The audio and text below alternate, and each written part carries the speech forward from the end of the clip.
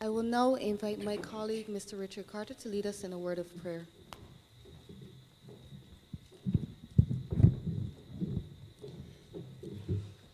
Almighty God, our Heavenly Father, we thank you for all the blessings that we enjoy. We ask for your guidance, your direction, your protection. We ask that you support us as we come to discuss, to deliberate, to contemplate on a better future for our land, to support the idea of all of us coming together to make decisions in our own interests, to take matters into consideration to improve the quality of the life that we enjoy. We ask for your blessing on those who are gathered here today. Those who are on their way, we ask that you will bring them safely. We thank you for the ability to live in a country that allows us the freedom of association, the ability to consider, to contemplate, to deliberate, to do this in the freedom and with the knowledge that it's all done to the honor and glory of your name. Bless these proceedings, we pray. In Jesus' name, amen.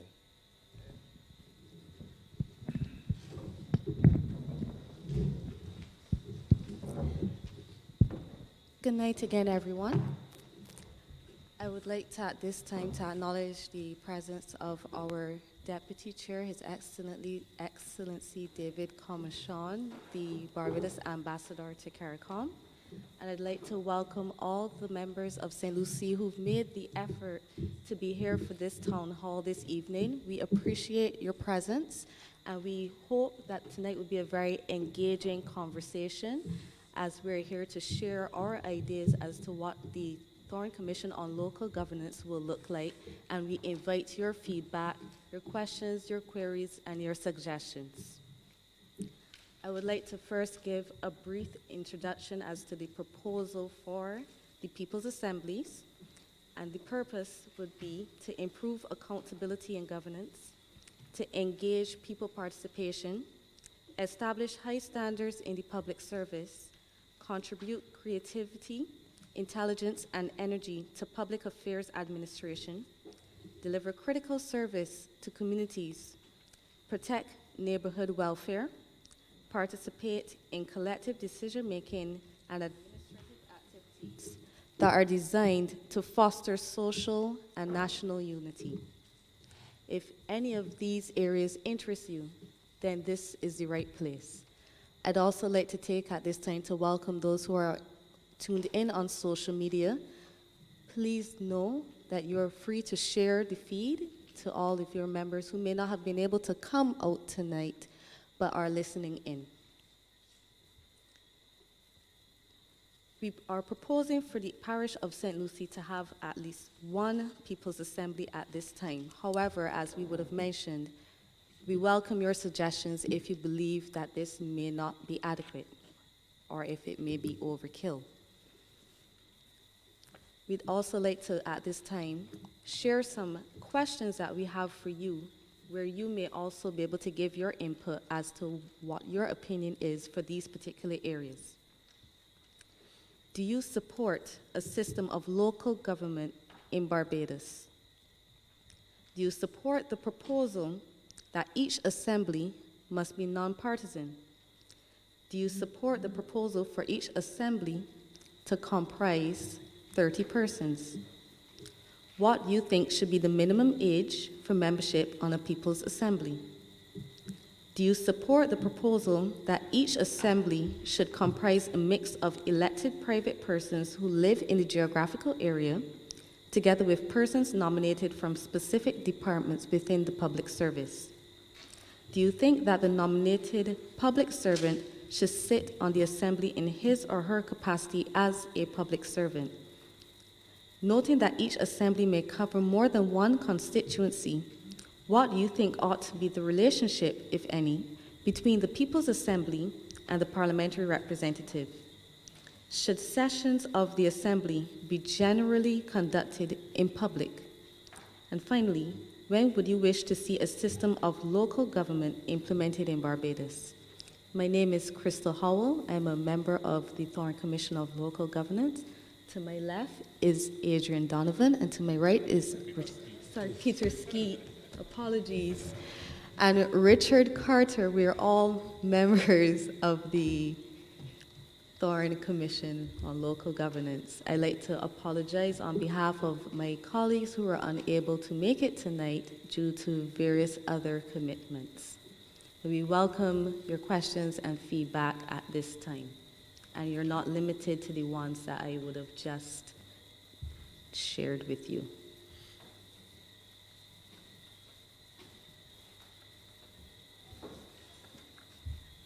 I know it was a lot to take in, so you can take your time and you can think about the questions, and if there are any that you would have had that you would like to also add, or any that my colleagues on my left or right would also like to share. Okay, well, members of the audience and the gathering here, the consultation group are thinking about what questions or issues they might want to pose. I'll just offer a couple of ideas for your additional consideration. This is really a unique opportunity and a unique time in the history of Barbados. Not that we have not had forms of local governance or local government before, we have, but at this juncture in our history,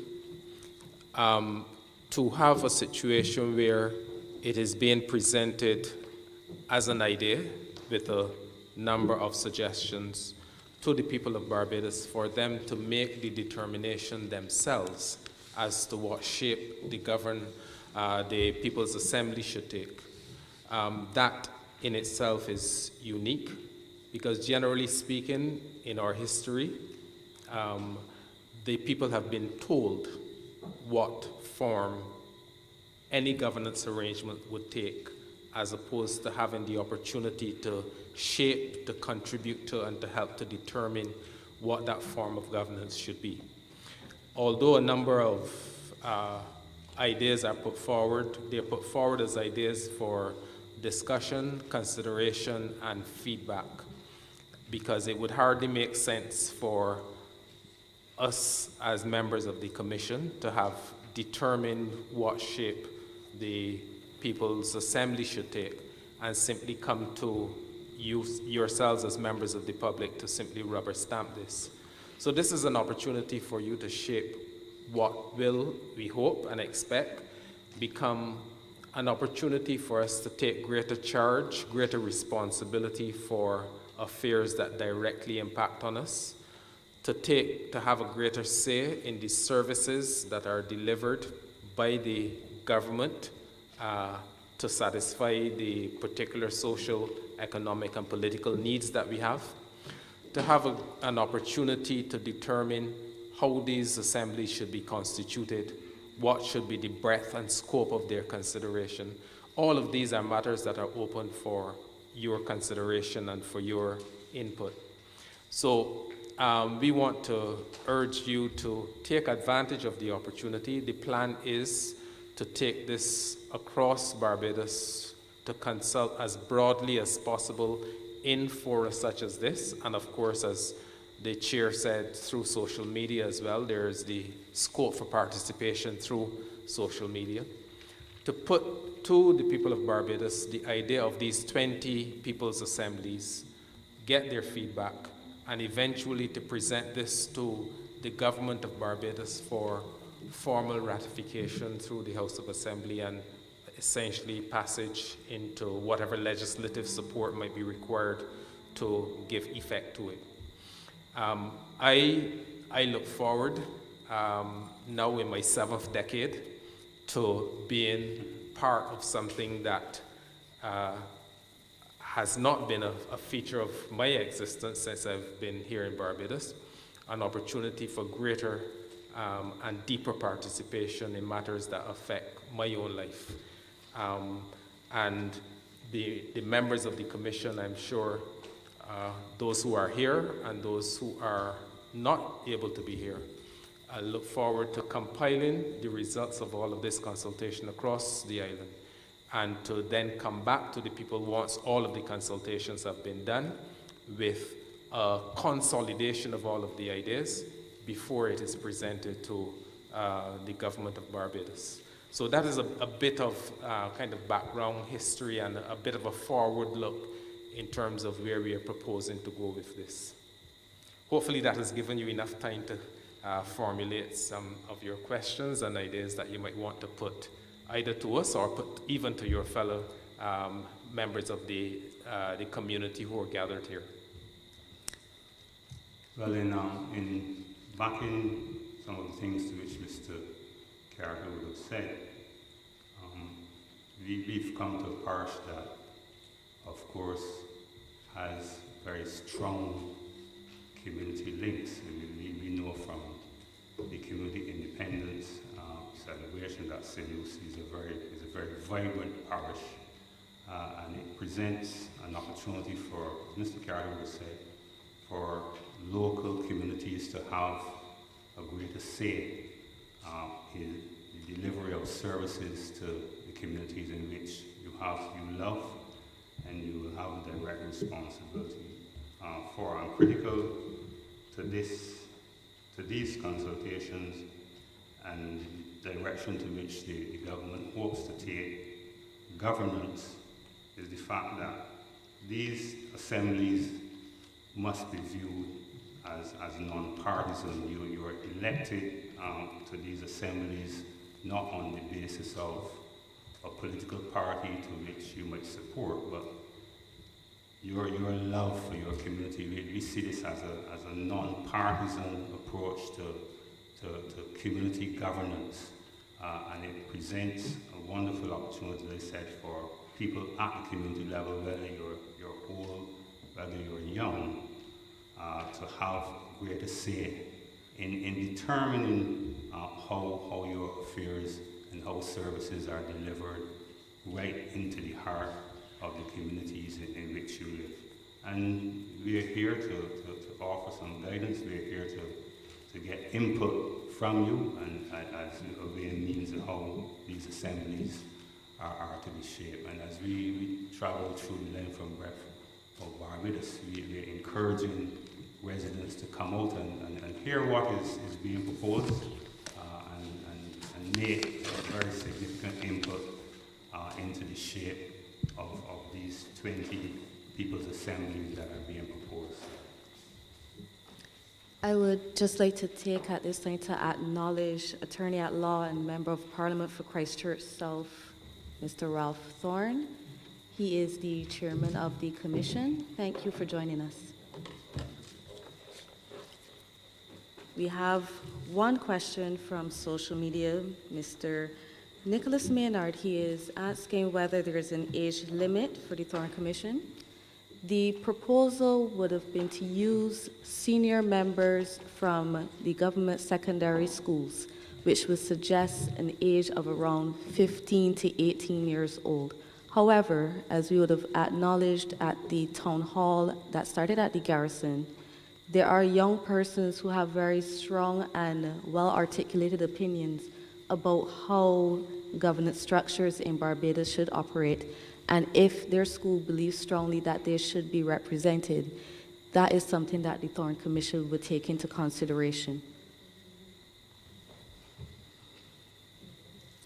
Any other questions from the audience or from social media? We'd be willing to take them at this time.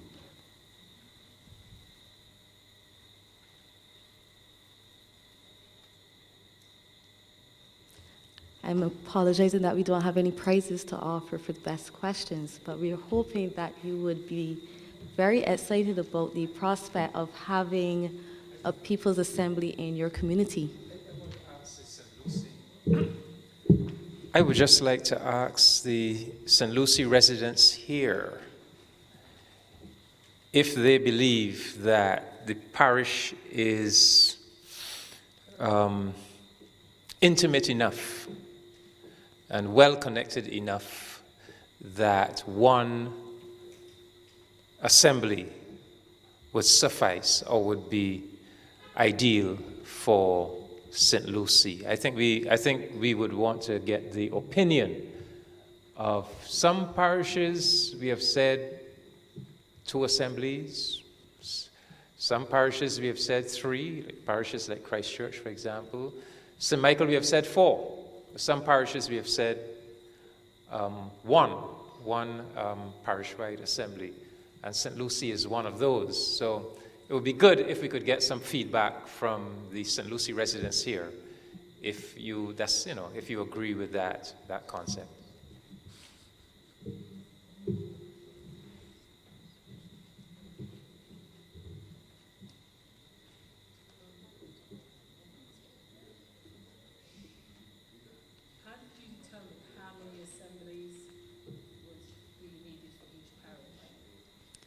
The question that was asked was, how were we able to determine the number of assemblies for each parish?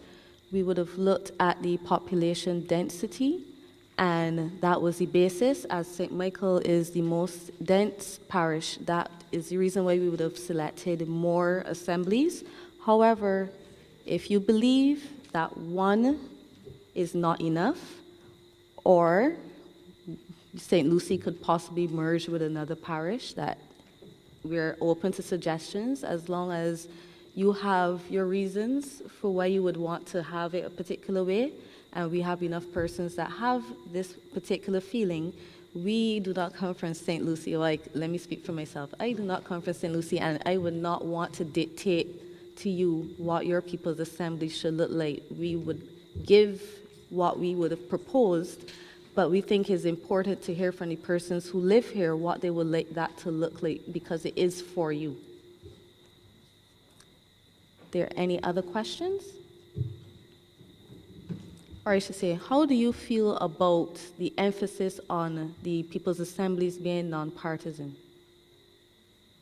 In other words, as little political influence as possible.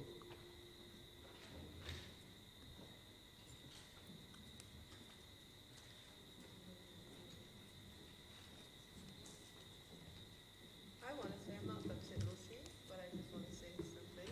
Okay.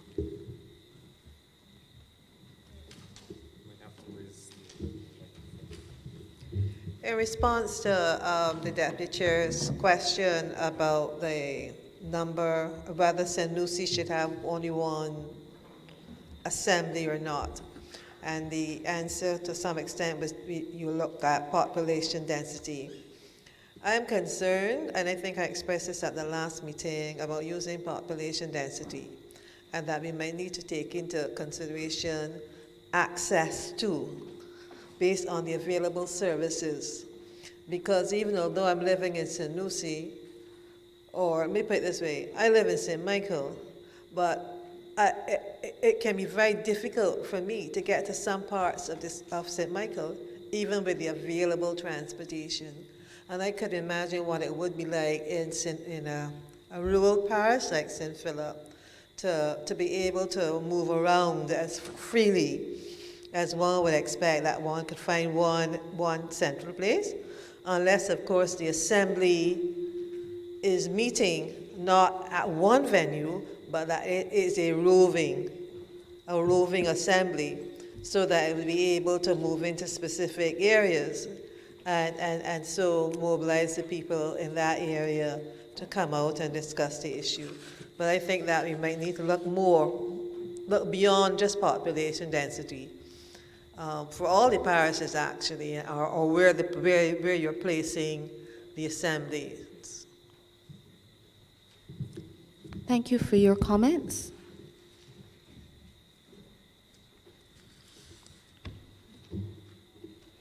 We have another question from online, and this is from Philip Matthews. He's asking whether money will be placed every year to do projects such as bus shelters and sign renewals. This is part of the proposal. I would also at this time invite persons to visit the Thorne Commission on Local Governance Facebook page, where information on the proposed structure has been added for your benefit to review and for you to place your comments as to the areas that you would like to see amended, if any.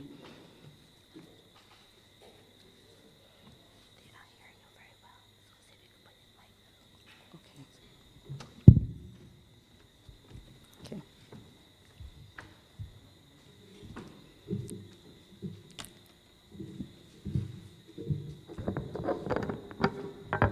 Good night, Good night. one and all. My name is Peter Phillips. I'm the Member of Parliament for the constituency. And for those of you who are here for the first time, I want to welcome you to St. Lucie, the most beautiful parish in Barbados. Now, I wish I had these documents to peruse them before in terms of the structure and so on. And the question was posed earlier in relation to whether one assembly would suffice. I would believe that without, not necessarily based on population density, but I would believe that for now, as a start, one would be good enough, bearing in mind that the numbers on each is about 20 for each assembly. The number of members, approximately 30. Approximately 30 for each, so that would be a total of 620 Right, members. so St. Lucie would have 30 persons on their assembly. Yes. Right, they want to be absolutely clear on that. One of the things that concerns me, though, initially, I see here in the second to the last paragraph on page 1, it says elections can be organized by the Electoral and Boundaries Commission, which can publish the candidates' CVs. And candidates will address residents at a town hall meeting, etc. I am a bit concerned with that structure in terms of CVs, because there are good community people who understand and who are good at management. I heard the gentleman here said that St. Lucie is prominent in terms of the community independence celebration, but they also have persons who may not have the academic that we seem to be, because it tells me here to some extent that you might be focusing on that, and I hope that is not the case, because to publish a CV, it might disqualify that person in the eyes of John public, because people have these certain levels of you judge persons and you put them in a particular bracket. I love what follows in terms of they will address residents, because in the absence of the CVs being published, I would make my judgment on who perhaps is best able to represent my interests on these assemblies based on what they present to me when they have to address the town hall meeting. I think that is a very excellent way of putting it. I'm not so much in support of the publishing of CVs, but this one with the addressing of the town hall meeting is something that I would give kudos to. Mr. Phillips, would you mind if I give a brief response while you... Certainly. Yeah, so the idea of the CVs is not intended to be the kind of academic The exercise traditional, that you yeah. would go when you are applying for a job. I see these CVs as saying, I have been a member of this community, I have been an organizer in the community, I captained the cricket team, I was a member of the Parish Independence Committee. Essentially, the CV would be an opportunity for you to set before your fellow constituents, your fellow members of the Assembly, what qualifies you to serve, to present yourselves to serve on the committee. So it is not intended to be an exercise where you judge a person in terms of an academic sense for qualification. It is basically presenting your credentials to serve in the community, and bear in mind that the ultimate judgment will be by your peers, the members of your community. And therefore, they will determine whether they want someone who can list a 10-page CV but has no connections in the community, or whether a person presents something that might be handwritten, but every person in that community knows that John Brown is there whenever there's something to represent that community. So that is the idea behind it. Well, thank you very much for that clarification. You know, that does shed the kind of light that I would want to see in terms of these selection and so on. But we still bear in mind that people are people, and we always tend to be judgmental in that regard. But that is very good, because what I'm very good in terms of what you said, because I think that we should probably have somewhere, whether it's a form you have to fill out when you're making the application, to list service clubs or organizations where you would have served, something more like that, rather than just saying, if you have a CV, you can put it, if that's what you require. But I think that you should add lists of service clubs or areas you have served in during up to present, and the role that you would have served and the role that you would have served in as well. That because persons may tend to feel intimidated alone when you look at the word CV and say, me, I went to secondary school, you know, I ain't got none there because them for the big ups, you know. I think in the whole country. Do you and the other members think it would be useful to give guidelines such as what my colleague would have suggested, so that persons will understand that it's not the traditional form of a CV that we're looking for, but persons who have a love for their community and the things that they have done that would show their fellow St. Lucie members that they have the parish's best interests at heart? That is something we can also take into consideration, so that persons would see up front that is nothing to be intimidated about when they see the word CV. I would pause for now, and I would probably come back a bit later. Thank you. Okay. All right, thank you, Mr. Phillips. Before we go back to the social media queries, is there anyone else in the audience that would like to make a comment or share a question?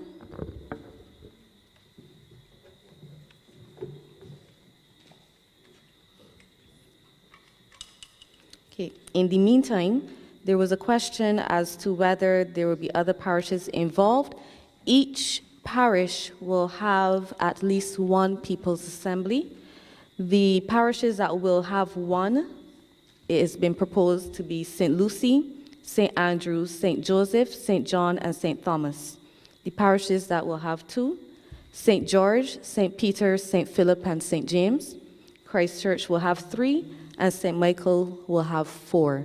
We will have town hall meetings for each proposed area, and you will see the information coming out on all of these town halls as we're able to confirm locations. At this time, the next town hall will be at Princess Margaret Secondary School in St. Philip, and pardon? Yes, no, not next week, Wednesday, the 27th of November. And the following Wednesday will be at the West Terrace Primary School.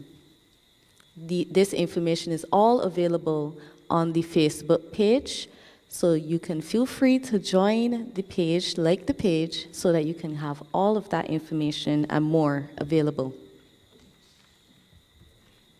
I'm also seeing some comments with regards to specific areas such as road repairs, bus stops, and natural gas. This will be some of the things that will be discussed at your people's assemblies.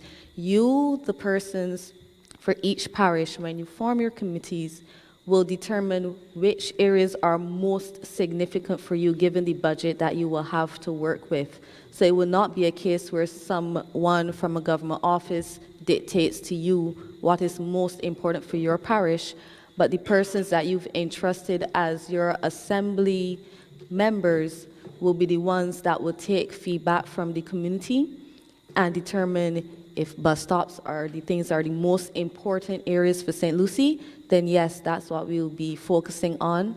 If community projects, are the most important: sports, road repairs, natural gas. Your People's Assembly, with the budget that you've been given, will be the ones to determine what is most important for your parish.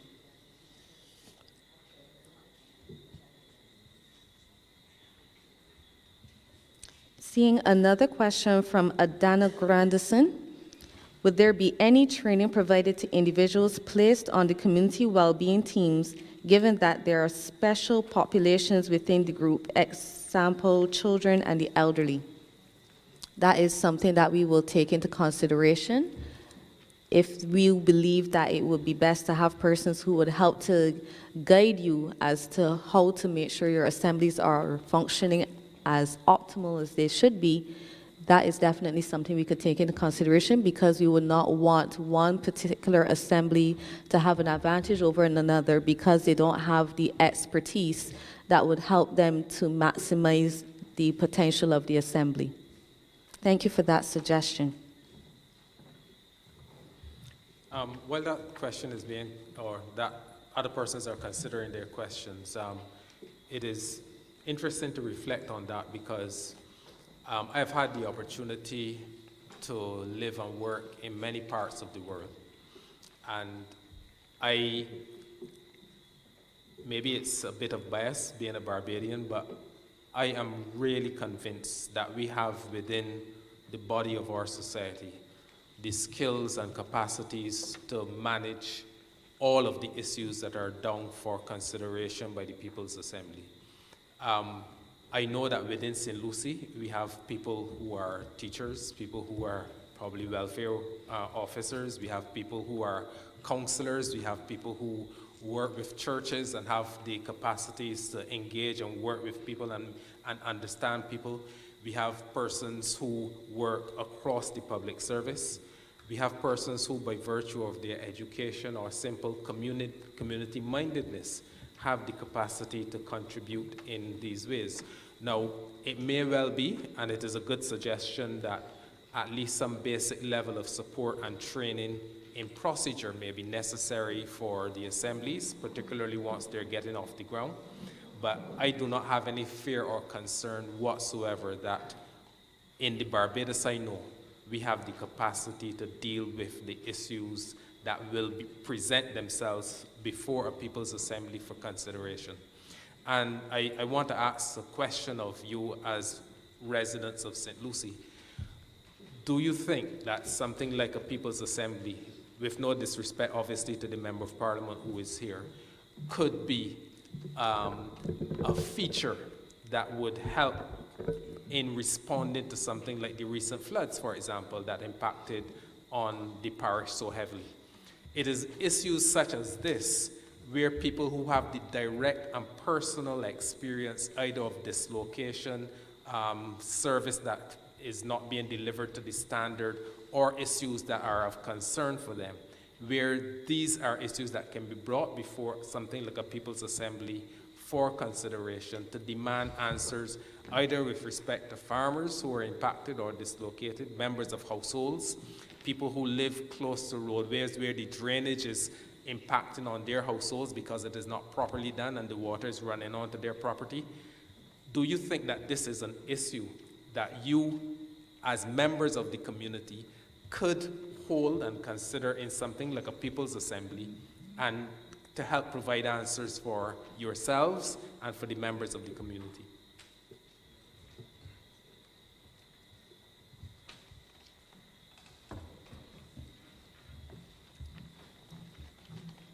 Good night. My Good name night. is Algernon Johnson. I want to ask 4 questions, and they will say, what is the role of local government? What type of local government we're going to have? What the powers of the local government will have, and what services will the local government provide?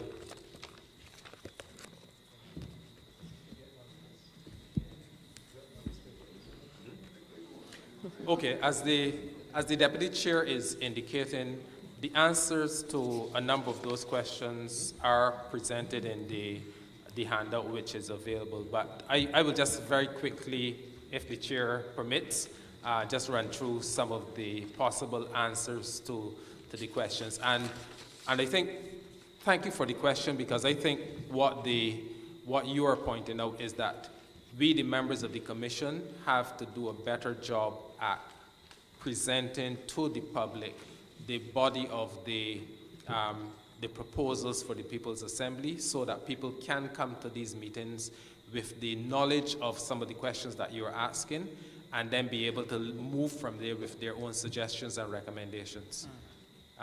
Yes, did you want to come back on something before? No, just Yeah, in okay. case. Yes, sir. All right, so you asked about the role of local government, and the role as outlined here is basically to give to members of a geographic area, whether it be parish or part of a parish, to put in their hands the capacity to take responsibility for a range of issues that impact on their lives, mainly public services, but also the opportunity to contribute to the effective governance of the country.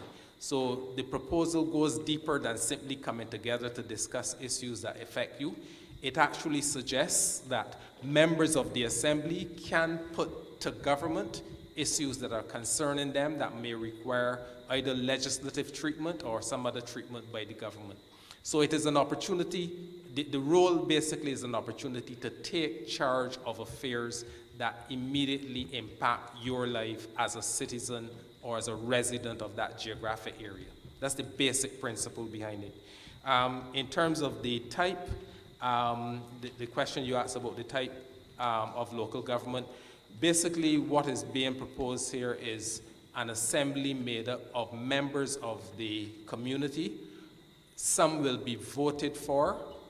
They present themselves for election to the community in their own personal stead, rather than representing any particular interests. And aside from the ones who will be voted for, the proposal is that some members who will serve by virtue of being either a member of one of the schools, the secondary schools, or the university, so that you have a youth representation on the council. And then thirdly, some persons who may represent public sector agencies that are involved in service delivery will also be members. In terms of the powers they have, those are outlined there, but the powers will essentially be to make decisions and to effect planning around issues that come before the assembly. It will not change the power and authority, obviously, of the state, of the government, because the government has the responsibility for things like making legislation, but the assemblies will have the power to say, this issue that is affecting or impacting this community should be responded to or dealt with in this particular way. And then finally, in terms of the services, the services cut across the range of public and social services, whether it be access to water, to the roads, access to things like health care, the range of public services that we as citizens pay our taxes for and basically are entitled to enjoy by virtue of being citizens of the country, to make sure that no one is disadvantaged and that those services are made available on the basis of need as expressed to the council. So we get the local government, we expect to get a more efficient and a speedier process happening now? I think a lot of whether it is more efficient and speedier will depend on the functioning of the assemblies. But yes, that would be my expectation, because you would not have to wait to go through the long bureaucratic process of something filtering up from the community through whatever mechanisms now exist and then filtering back down through the government agencies. The people's assemblies will have the capacity and power to present their concerns directly to these public service agencies. And that is actually written as part of the proposal, that if you have a problem with health care in your community, you could consult with the polyclinic, with the Minister of Health, and bring to their attention the concerns that you have and require that those concerns be addressed. For example, our quality of our water in St. Lucie is horrible. I had to call the water right up to last night because the water is the color of the floor. I can't wash, I can't drink it, I'm paying a large water bill, and I have to buy water. That is not good enough. When you call, you get another pretty talk, but no action.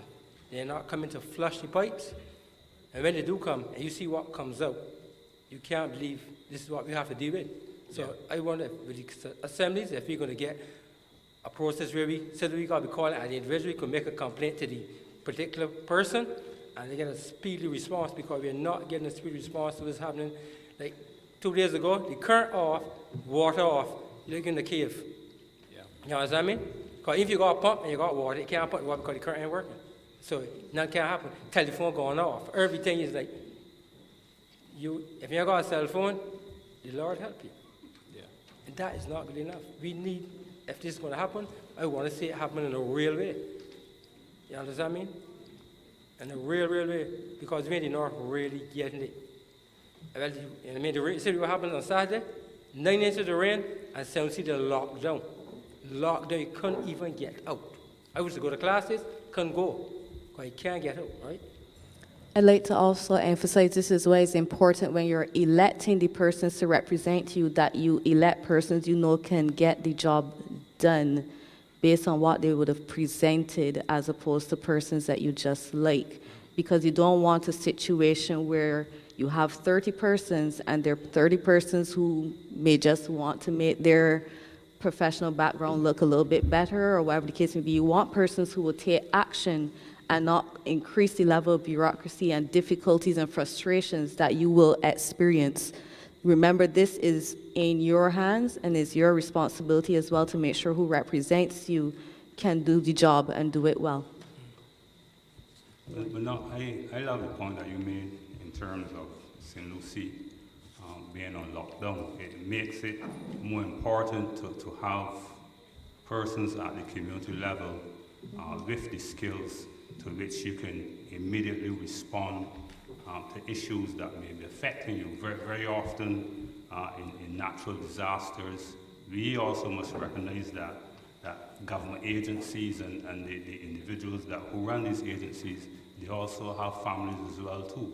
So when we as a community are cut off from other parts of the country, we must be able to mobilize our resources from within our own communities to respond to disasters and issues which would immediately affect us, because that we might very well be cut off from other parts of the island.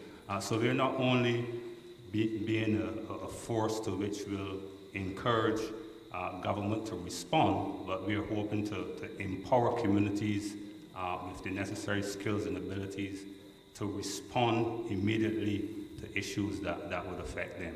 And within St. Lucie, there are a number of resources and skilled people who we believe that can form into teams, even disaster response teams that can affect the necessary changes.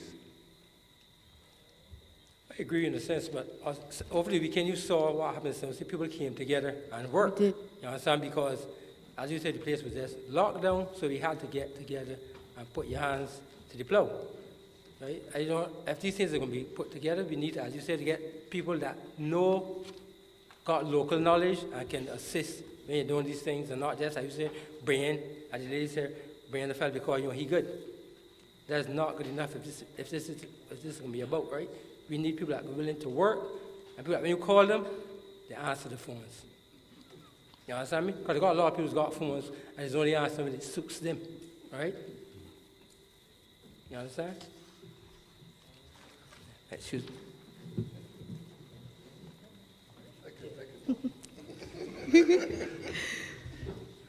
Hi, good evening. Good evening.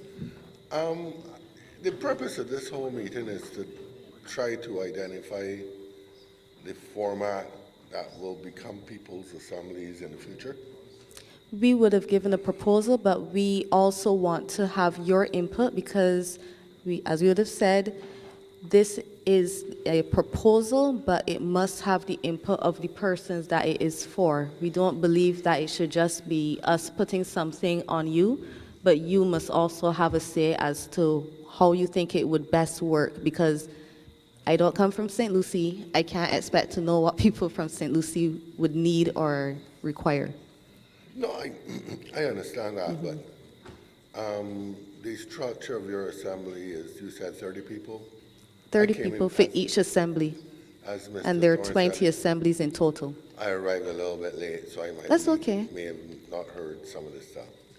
But I think 30 is a lot of people to start off with. To get 30 people together in Barbados is going to be a challenge.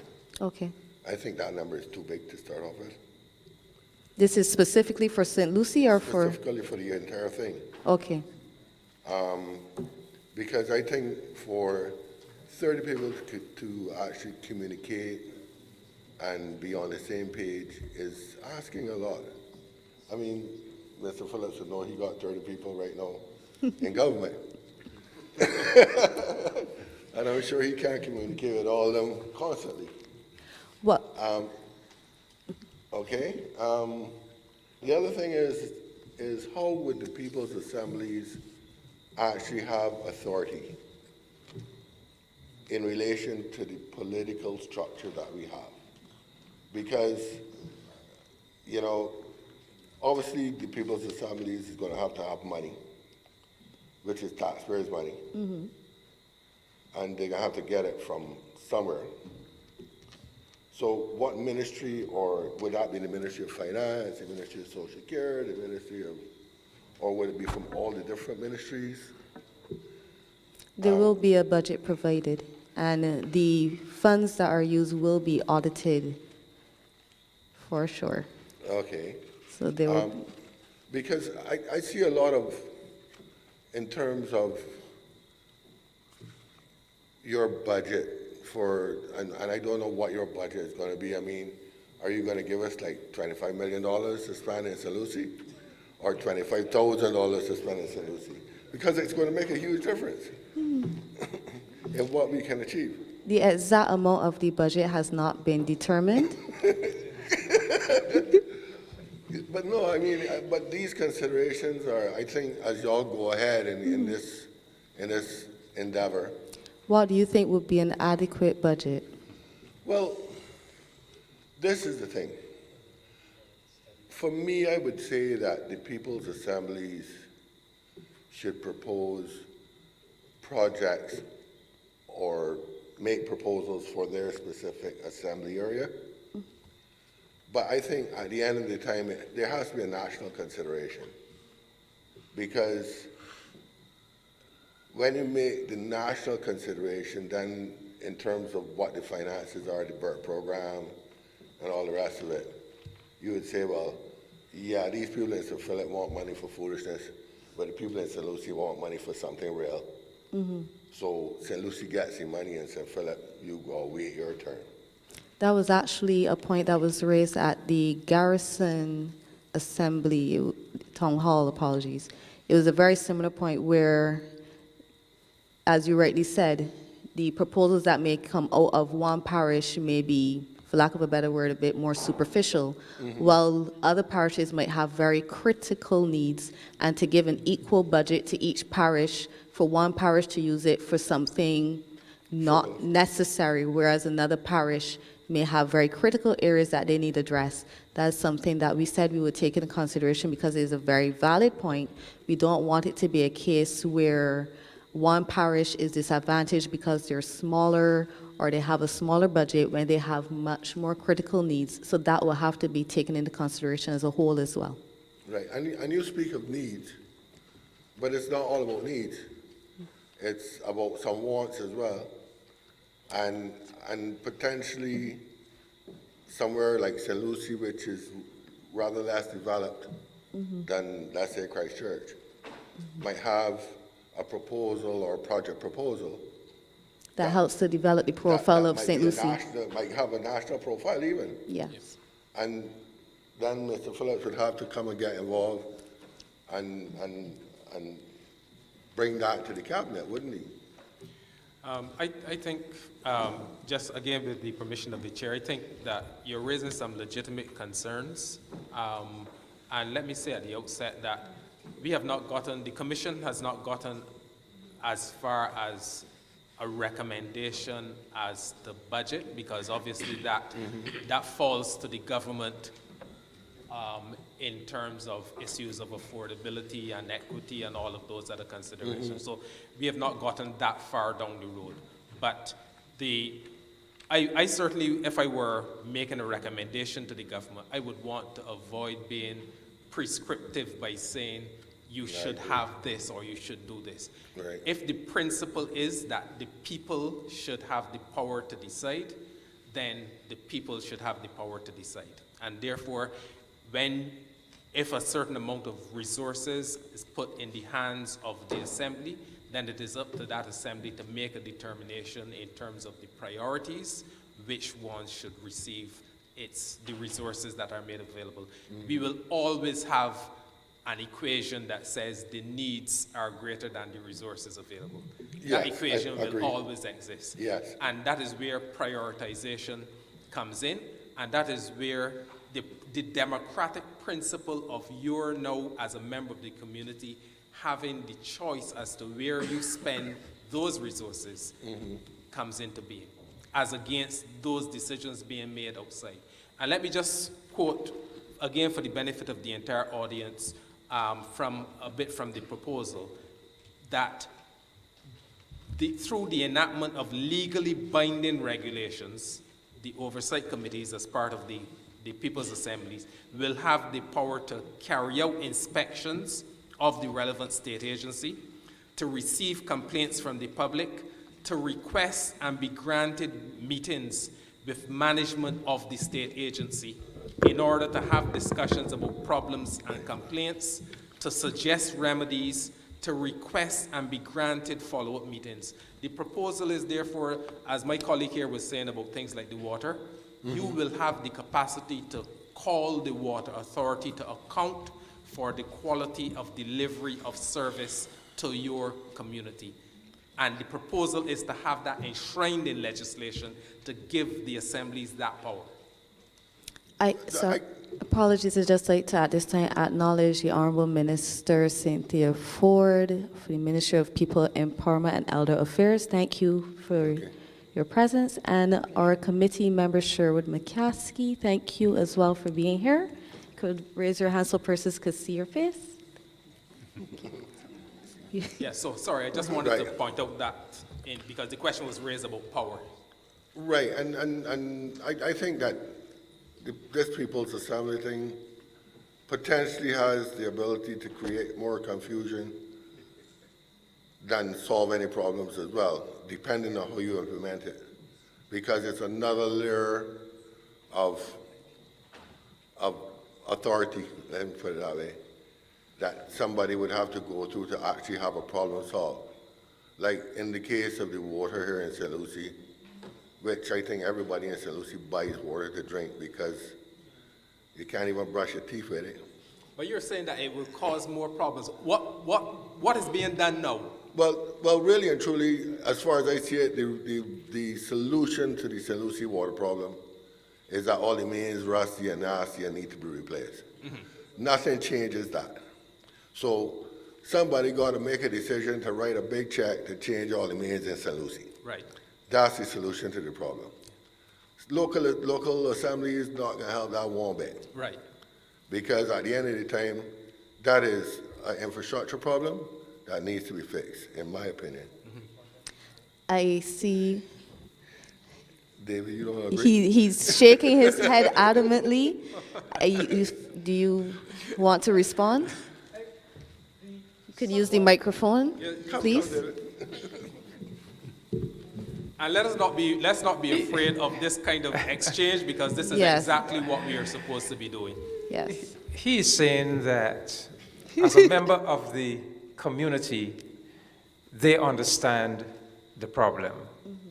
So again, that's part of the value of the community governance structure, that the community governance structure consists of residents of the community who experience the problem, and so they have a deep understanding of it.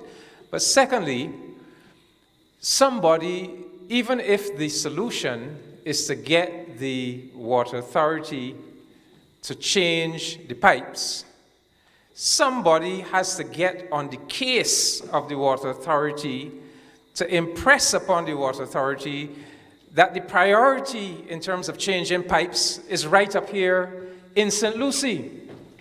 That is what your assembly will do, because your assembly will have, by law, the right to call for meetings with the management of the water authority, right? To make this intervention on behalf of the people that it represents. So it can only help. It can only help. It can't do otherwise than but help to get the action that the people in the community like St. Lucie requires. We got to believe in ourselves. We have to believe in ourselves, you know. Empower the people. The assembly is to empower ordinary citizens by law, to give them that platform to truly represent their residents and to make the case on behalf of their residents. I hope persons in the room are convinced that they have the power and the authority to lobby for these issues on the behalf of their communities. Good night. My name is Pearson Springer. Just a few comments, maybe questions. Now, one of the first things that concerns me is that I note with interest that you are trying to set up an assembly that is not one that is set up with politicians, people who will support a particular party and that kind of thing. I want to say, though, that in desperate times, desperate things are going to happen. I also want to ask the question, what is the role then in St. Lucie, for example, where you're going to have, where you only have one representative, parliamentary representative? Where does his role begin and end as it relates to the establishment of this assembly? Because I can see that there are going to be times when the roles are going to clash. So where does the MP stand in this regard? And then my next question is that of accountability. When you have a situation where politics invades the committee, and it will, and money is being spent, who is the person that is going to say, let us pull it back? St. Lucie is very small, I caution you. If I can respond, perhaps bravely. You said you, and you are trying to establish, but I would use the first person plural pronoun. We are trying to establish. This is something that is in the interest of all of us. I stand corrected, sir. It's not a correction. I was making the suggestion. So it is a proposal that we are putting on the table. I would like you to explain the rather cryptic statement that you made at the beginning. In desperate times, desperate things happen, because I'm not sure that everybody understands. I'm not sure I understand what you're referring to. So just to make sure that I answer, I would like you to explain. There will be political infiltration, simply put. Okay. All right. So it would be naive of anybody here, any adult here, to believe that if you have a forum which allows for power and decision making, that those people who like power will not seek to use it. It would be naive. I think what the designers and the framers of the proposal have tried to do is to try to insulate as best they can from the political infiltration, as you put it, of the assemblies, by making, one, the membership of those assemblies to be elected by their peers, that is, to be elected by the community, and therefore the persons will stand, as we said, in their own stead, not as members of any organization. You will put yourself as a potential representative or potential assembly person on your own merit. And the selection will be by your peers. If the peers are of a single political mind, then that will be the result. But if the peers are interested in ensuring that persons who go forward to represent them on the basis of their capacity and potential, then that is what you get. So in other words, Sugarloaf has a song, you get the politics, or you get the result you deserve.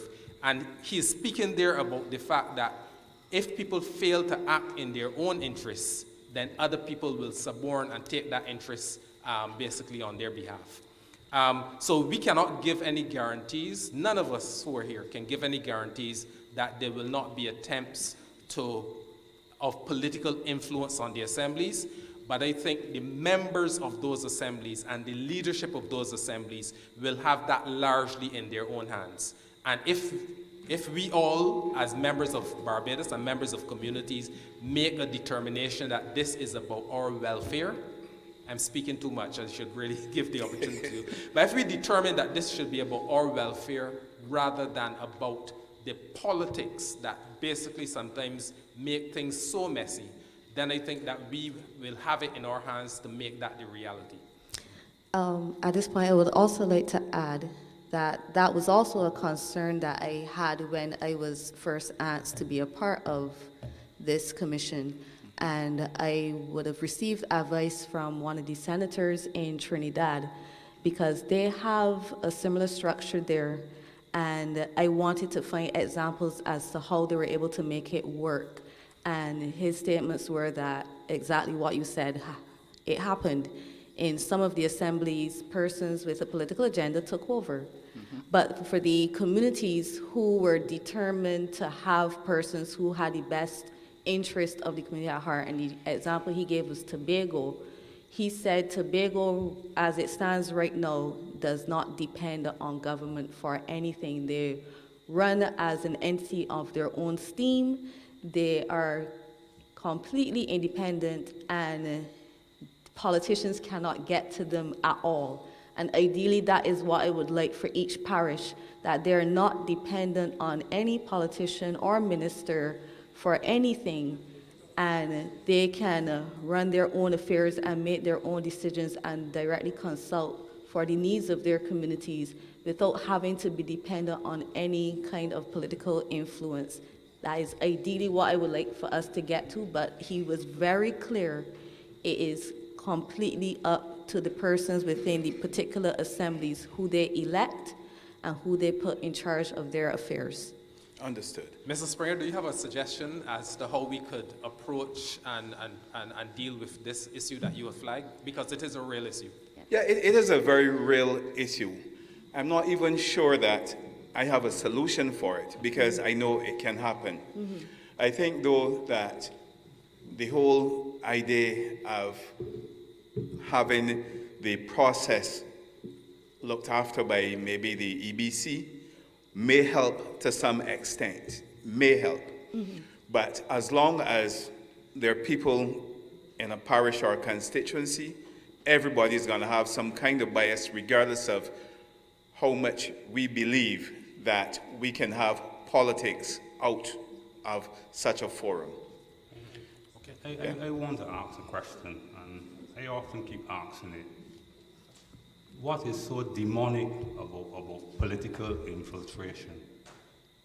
I mean, this is a democracy that we live in. Every 5 years, we go to the polls and we elect political parliamentary representative. I think the issue comes when we're looking at it from a partisan perspective, whether or not people are services are delivered on the basis of who you vote for as opposed to the need that is being addressed. There's nothing wrong with political, because this is the kind of society to which we live in. We are governed by politicians. But the issue becomes now when it is of a partisan nature. I mean, Mr. Phillips, you've elected Mr. Phillips, the people in St. Thomas has elected Minister Ford to serve as a political representative. That is the level of democracy that obtains in our society. So I often ask, what is so demonic about political infiltration? And the challenge comes when it becomes partisan. You answered the same question you asked. I just want to add to that to understand the depth of what we are saying here is to understand the politics in St. Lucie. I mean, I can play the political card and say that Mr. Phillips is the best thing that happened to St. Lucie since sliced bread was invented. I then asked the other question, though, where does the line, that dividing line, come between the role of the Member of Parliament and the committee?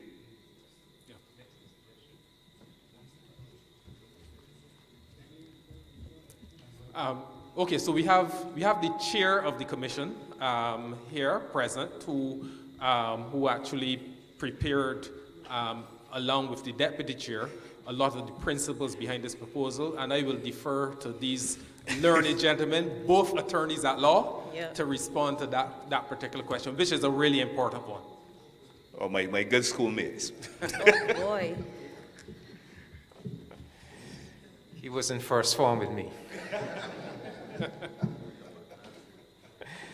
Yes, well, following on from Peter Skeet, the elected representative, the member of parliament for any constituency, any parish, has his power, has his role, and is to be respected. I would differ slightly from how my sister Crystal Howell put it. We expect people's assemblies to have control of a certain sphere of affairs, not to have total control, because there's a role, there's a sphere for the People's Assembly, and there's a sphere for the Member of Parliament. So obviously they're going to have a relationship. They both have different spheres, and both spheres are legitimate, but there are areas where they will come together, they will engage, and they will have a relationship. So for example, we say that we expect each People's Assembly to develop a community well-being team whose function it will be to, I'll read it from the concept paper, to carry out the function of developing a comprehensive community oversight and assistance program designed to ensure that children, elders, disabled persons, and needy residents of the assembly area are all properly looked after, and that no one is permitted to fall through the proverbial cracks. But the concept paper also envisages that the community well-being team will liaise with the Member of Parliament of the assembly area. In other words, that there must be a relationship between the two. So the assembly will set up a broad-based community well-being team that will be perhaps even dozens of people that will be able to do work that one Member of Parliament alone cannot do, to make sure that nobody, no person in need falls through the cracks in the People's Assembly area. But it is expected that they will have a relationship with the Member of Parliament. Okay. Another function, we speak about the community forum. The community forum is where periodically the Assembly will stage a community forum where national issues are discussed, where ideas are generated for submission to Parliament, etc., where pending pieces of legislation are discussed. But again, it is expected, since those functions so directly relate to the functions of a member of parliament, that they will work together in terms of that function. So we would have to go through the different functions and to determine which of the functions will require the People's Assembly to engage or to have a relationship with the member of Parliament. And that is something that we need to calibrate. So bear in mind, this is just a proposal. All of the mechanics of this proposal have not been worked out yet.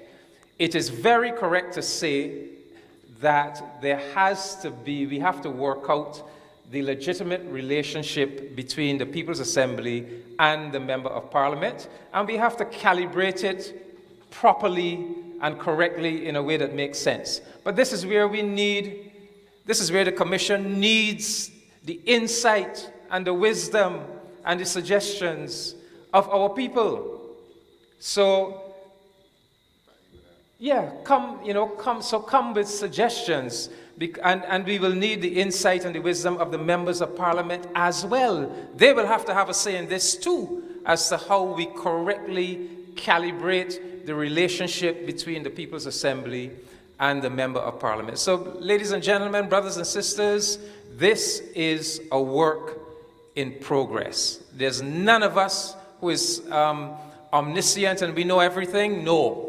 But we're going to work this out as a community. Together, we're going to work this out, and we're going to make sure we get the calibration right as to the correct relationship between the People's Assembly and the Member of Parliament. But ideally, it should be a system that actually helps the Member of Parliament to carry out the kind of constituency work that ideally he or she would really want to see carried out. So it should empower the Member of Parliament and make his or her work actually lighter, if we calibrate it correctly. Did the chair want to add? Thanks, Chair. Actually, David said about all of it, but I would confess that during our deliberations, the question, I may have raised the question as to whether we think that the parliamentary representative should sit on the Assembly. As David said, in working out this thing, that is a question that we may ask. Should he be there ex officio? Should he be there by virtue of his office? Or could he just turn up? And that is something, as David said, we want to know from the public. Mr. Phillips is here. Let us acknowledge Mr. Jordan as well. Mr. Jordan is here. Minister Ford is here. The two from the north, I don't know how they feel about it, what they feel should be their relationship with the People's Assembly. I know Mr. Jordan has spoken about this in Parliament from day one. And the question is, what should be that relationship, Chair? In the United States, for example, it is not entirely resolved, because in the United States, there is still a question as to whether the federal government has ultimate say within the states, or whether the state legislature, there's always that question as to which one is preeminent. So the question, even in the United States, has not been answered entirely. Perhaps Mr. Jordan and Mr. Phillips may wish to say what relationship they would want with an assembly here in the north. Thank you, Or give Chair. it further thought. Thank you very much. Thank you, Chairman Thorne, for saving me the Google search for which ministry. Thank you. And thank you, Mr. Springer, for bringing an important issue to the attention of the commission as well.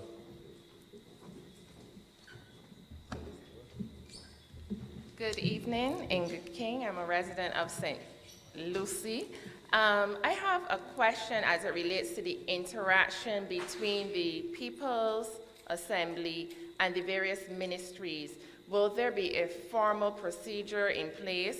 I know there was mention of persons hounding the various ministries in order to get things done, but I am thinking there should be some kind of service level agreements so that when you make a request, it is acknowledged within a certain amount of time, and then you are told the steps that will be taken, and there should be some agreement as to when the problem will be resolved, given the resources. Okay. There was a question earlier, and it was also proposed by multiple persons online as to why there should be 30 persons. Now, a lot of the functions, as if you get a chance to peruse the proposal, there are a lot of different functions that are proposed for these assemblies, and yes, 10 functions. And with 30 persons, just to give some perspective, I am also a member of the Institute of Chartered Accountants of Barbados. And we have numerous committees that are responsible for different aspects of ICAB. And we have way more than 30 persons. And it never seems as though it's enough persons to carry the load of the work that's required, especially when you're talking about volunteers. Now, if we have proposed 10 functions and you have 30 persons, if you divided it approximately equally, that's 3 persons per function. Many of these functions are going to be meeting with persons who are in ministries. For example, with the education, it's proposed that the Ministry of Education, Technological and Vocational Training can consult with each assembly on school board appointments or to select an assembly member to sit on these said boards. The assembly member can also form a youth education and social development think tank to construct improvements. And you could see that alone may require a considerable lot of resources, and you don't want to take away from the opportunity to also focus on your water issues, on your road issues. So to tie back to the question that you would have had, yes, there will be meetings with different ministries, with different aspects within government, and potentially with different ministers. And you want to make sure you have as many persons as possible so that it would not be left to a few or select persons to then burn them out and make them feel overwhelmed with all of the responsibilities of the community because there are only 10 persons elected and you can only adequately manage, say, one function out of all the proposals, whereas another community or assembly has all of the persons that they would need with all of the energy to be able to pursue these different areas to build up their parish. So this is why we're really trying to encourage persons to come out in their numbers, because we would want you to, as a community, be able to take advantage of as many of these functions as possible, because at the end of the day, it is to improve your community. While the next speaker comes with a question, I want to acknowledge Ms. King's question and suggestion of a service level agreement, which I think is an excellent one between ministries, because I think if you're looking to deliver quality service, that is one approach that has considerable merit. And just to let persons here know that your suggestions and comments are being recorded. We have some rapporteurs who have been basically provided through the Ministry of People's Empowerment and Elder Affairs, under whose responsibility the consultations sit, who are recording faithfully the contributions that are made so that they are not lost and they will be brought to bear on our deliberations at the end. Good evening. Valis Kadagan from St. Swithin's Church. Even though I embrace warmly the concept of local governance, my question is, what role or part is expected of the church in this local governance, as we constantly see an erosion of our moral values throughout Barbados? Money cannot restore it. Projects cannot restore it. It must go deeper than that. And if we want to function at our maximum, the church must be involved. The church must come to the front, and the church must lead in your deliberations. I'm not telling you that the church wants to take over your governance, but at least involve the churches as we try to restore the moral fabric in each parish, crime throughout Barbados, all sorts of deviant behavior. Money cannot do that. The churches plus you must come together and work to restore what we were accustomed to in the 70s and 80s. Thank you for your contribution. I am very happy that there are persons from the religious community who have stepped forward, because it is critical that all aspects of the community are involved, and the church is one area where the very nature of it is to take care of the poor, the orphan, the disadvantaged, and that is a huge part of the proposal for the People's Assemblies. Therefore, it is of high importance that persons in the church who would already have that spirit of helping those persons are actively involved and can have an elevated role in making sure that those persons they already would hopefully have in their communities have an eye for are not left out, they're not disadvantaged, and that their voices are heard. Go ahead. I just want to say, and Mr. Thorne will recall, that we had precisely this discussion when we were thinking about the content of the People's Assembly. And the document that has been handed out is the précis of the overall concept. So some details have been left out of that particular document. I have, for example, here, the longer version of the concept paper. And in the longer version of the concept paper, you will see that it is being proposed that just as certain public officers should be, by virtue of office, members of the People's Assembly, it was also felt that each assembly should have members of the church on the assembly. But we didn't want any particular denomination to be prioritized over others. And so we felt that we would need to have a multi-faith religious association bringing together all the denominations to help determine selecting representatives of the church to be on each People's Assembly. So we have taken that on board. But again, that's a proposal, and that's for discussion, for further fleshing out. But the people who put together the proposal felt that the church should be represented on each People's Assembly.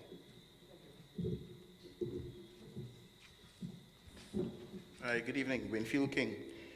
On the question of the concept paper, the enlarged concept paper, would the members or the persons here be able to get access to this? The summarized concept paper is available on... Yes. That is available on the Facebook page.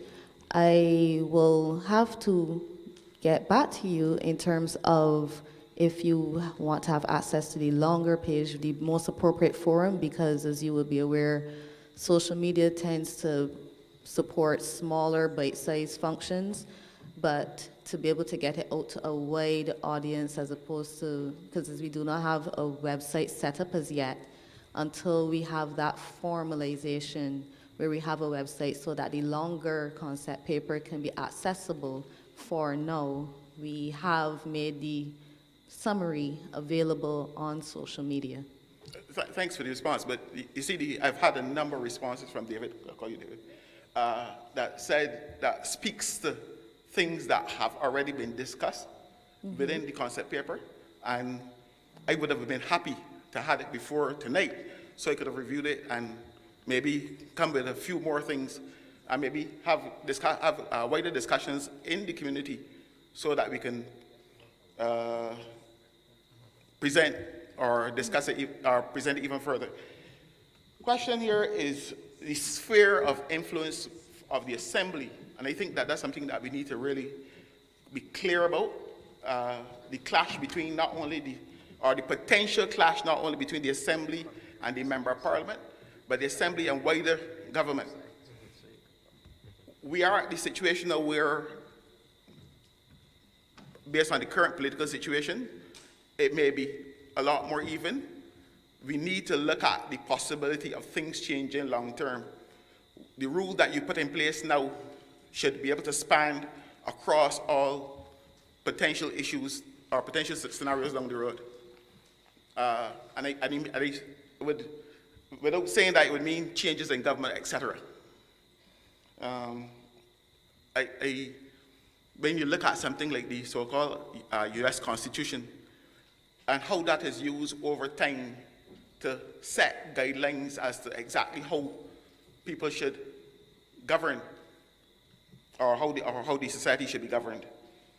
And the last question, the recommendation that I would make is that having gone through the assemblies in that we are second in terms of the meetings that we have. So far, yes. You may want to come back, have it, or if not come back to St. Lucie, come back to the north of Barbados with enough time and with enough additional information that we can study it carefully and therefore have wider input, because the buy-in at that time may save the viability of the assemblies long term. If the people are not really interested in it, and not bought into it, I know you know this. It's not going to go anywhere. Right? Thank you. Yeah, thank you, Mr. King. And again, just a quick comment while the next speaker comes to the microphone. Excellent suggestions, and I think I acknowledge at the very beginning that we as a commission have to do better in terms of putting the information available to the public. There are fora, and I think my colleague, Mr. Comejon, just made a suggestion from one of the members of the gathering here, that the Government Information Service and indeed perhaps even the Ministry of People's Empowerment and Elder Affairs, under whose auspices the commission falls, do have websites or access to websites where this information can be published, so that at least those people who have access to the internet could read it. It is not beyond us to have, coming down to the end, and you suggested that we may want to come back, it is not beyond us to have a full version of the document available at places like post offices and so on that people can go to and look at as well. All of those are things within our compass, and thank you for the suggestion of making these more available. Hi, good evening, everyone. Monique James, Youth Commissioner. First of all, I want to say this is a lovely initiative. I welcome such an initiative because I believe that people need to become more involved in what happens in their community and decisions that impact upon their daily lives. My only thing is for this is that not to say, I think people need to understand is not to come and work against government, but to support central government. That's how I see how such an initiative can work. Because similar to what the young man said about Saturday, I know that the Member of Parliament would have spent a whole day in the parish. And I'm saying that if we have such a committee in place, it will make one man job easier. So for me, I welcome this initiative in terms of working to support what is already in place with the Member of Parliament, but also to create a forum where we are aware always of what's happening in the community. We have a lot of, my only down thing with this is to make sure that they're not, all the government services, community development, I realize youth affairs was not mentioned, but the youth affairs, the youth development program, NCF, National Sports Council, all these government agencies and welfare department, which already give services and have a welfare officer for St. Lucie. There's a community development officer. I see it here. Oh, ain't it my one? See, so I felt kind of left out. But felt a little left out knowing I worked so hard in St. Lucie. If it makes you feel any better, the original document listed, I think, He just said must it. have been every single one. I don't need the document to tell. Everybody in St. Lucie knows me, so I don't mind. But what I just want to say is that to make sure that the services that the assemblies have in place, that it will work alongside what is said here, and that people will not become very territorial. And I think that's one of the things that could be one of the hindrances or stumbling blocks. You know, we have this person might think, oh, they not put the assemblies in place to take away my job, but that they have a serious meetings with all the established ministries, persons understanding. And I think once everyone understands their role, and roles will overlap at some point, but it's just to serve your parish and your constituency. And as was mentioned, 30 people will have, is a big group, but when you broke it down, you have 10 different areas to start to work upon and focus upon. It makes it easier. But people must be, I just hoping that when it's time for selection, that people who generally have community development and your parish at heart will be the ones that are placed on committees. Because I think not just, well, elected, served, whatever the position may be, that people always become distracted by, and power. And then people, and they have to say that, then like for a number of years, St. Lucie always have to suffer. But I love this because it gives power back to people. And that is what is needed. We need to help ourselves to rise again. We can't depend on central government to do it all. So I love this part because then you will be able to tap into the masons, the carpenters, when you road bridge, we can call our laborers in our community. Everybody will come out and work to help get the country and the parish back up and functioning. So I welcome it. I just hope that everybody will be briefed on their roles and that they will understand and appreciate when roles do overlap, but it's still for the betterment of the particular constituency. Before you go, a quick question for you. Would you be interested in being elected for one of these assemblies? Oh, yeah, sure. Pardon? He used a very fancy term. Yeah, it does. Yeah, because I already have a position in government already. But I've been working. It's no problem. Anything in St. Lucie. I'm only 30 members may seem to be a lot, but we are hoping to capture as wide as possible a section of the public. The gentleman from the church made reference to the role the church has to play, but we are also looking to capture those marginalized young people on the block as well too, because they too have a voice to be heard as far as determining how their own communities should be run. You see, 1 down, 29 more to go. I just have a question. Come forward. Oh, I'm Carl St. John, by the way.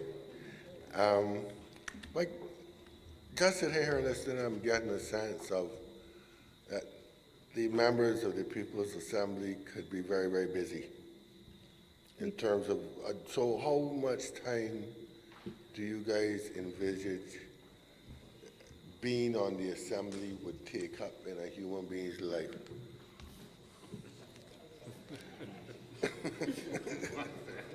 You want me to be honest? Is it a voluntary position? Are you volunteering? It's a volunteer effort. So you're volunteering for it. So it's similar to how persons volunteer for the church, volunteer for Rotary, volunteer for any other community-based endeavor. North Stars Cricket Club. There you go. And each volunteer effort can take up, some of them take up a considerable amount of time, and there are others where you just have to come to a meeting and make a few decisions and have a bit of input. It depends on the area that you would like to contribute, how much work is associated. So I would imagine if you were on the committee responsible for the water issues, you may have a bit more work than the persons who may decide that bus stops in the community have to be improved. It just depends on where you're volunteering and how critical that area is based on the decisions that were made by your particular assembly. So I can't say it would take half an hour of your time every day, or. But no, I mean, in terms of what you all been speaking about here this evening, it seems to me that a considerable amount of time would go in to being a member of the People's Assembly. I'm sure that Mr. Phillips and Mr. Jordan and the other members of Parliament are constantly being bombarded by people in their constituencies for whatever reason. If your assembly, And if you're on an assembly, then you would take some of that, you would pick up some of their slack, right? So potentially, this People's Assembly could become a long-term commitment to, I mean, like almost a full-time job. no, well, what I would suggest, if you have an assembly and they have determined that you have X number of persons who have, to be honest, they have to be honest about how much time they have to contribute. If you know that you only have persons who can volunteer once a month, you will have to make sure that the projects that you are taking on align with the time commitments that the persons in your assembly can volunteer. Remember my friend over here, Nancy David, said he wants somebody to answer the phone. I didn't hear the last part, sorry? He can need somebody that can answer the phone, right?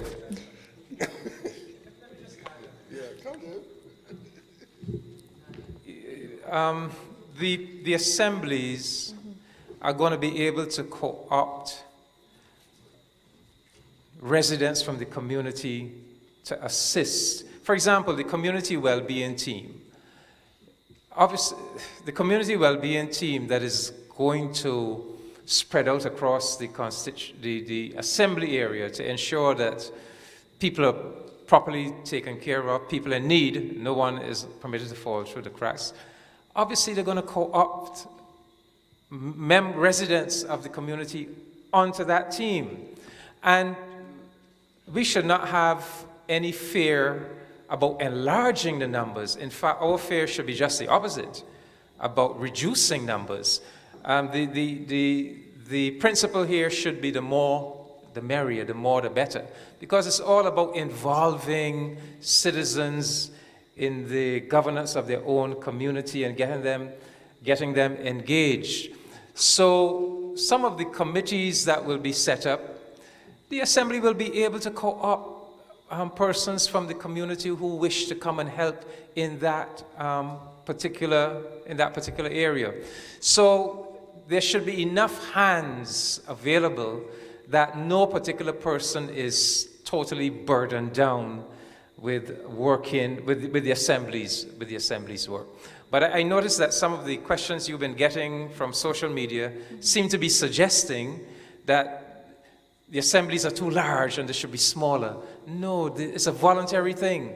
So if people are willing to volunteer and to come on board and to help shoulder the load, to help their community, that is to be welcomed. That is to be welcomed. So I don't think we need fear that any one member is going to be overburdened. The idea is that there'll be more than enough hands to share the load.